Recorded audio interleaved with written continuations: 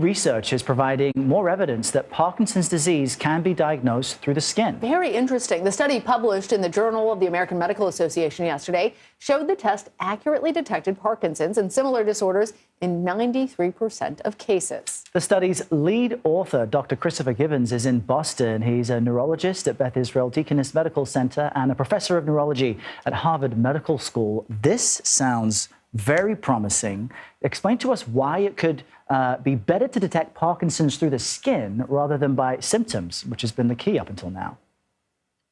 Yes, so as neurologists, we actually spend a lot of time focusing on examination and symptoms to try and make a diagnosis. One of the major challenges we face is that, particularly early in the disease course, Parkinson's disease may look like many other disorders.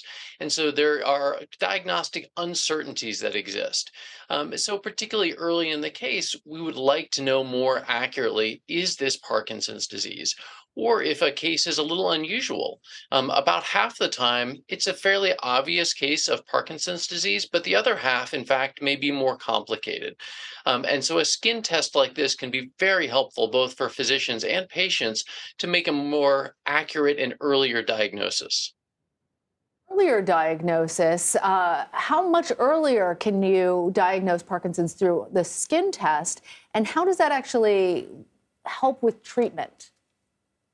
So we don't know how early just yet. We do know that we can see this well before the symptoms start. So there are Wow. what we call prodromal conditions, and we can see the protein up to a decade or more before the diagnosis. Wow. However, yeah, that's one of the major challenges is trying to find an early diagnosis. And we do think that'll be critical as we start to move into an era where new therapies are available in the future for drugs that may actually treat Parkinson's disease. You know, there are some people watching who may have Parkinson's that runs in the family. They may be concerned themselves. I understand that these tests have actually been available for years. Would you recommend them? Should this now be the standard for diagnosing Parkinson's? So whenever we talk about the standard for a diagnosis, we always want to have a consensus amongst the medical community. So as a solo physician, I wouldn't make that consensus. But in terms of what this test can do, it can really help both physicians and patients be much more confident in the diagnosis much earlier.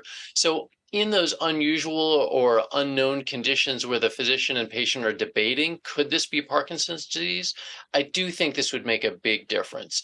There are some cases where it's very obvious they have a certain tremor and they respond beautifully to treatment, in which case it's probably unlikely that would help. But we do think in those challenging cases, this would be a very helpful test. Wow, really fascinating research, so promising. Dr. Christopher Gibbons, thank you. Thank you.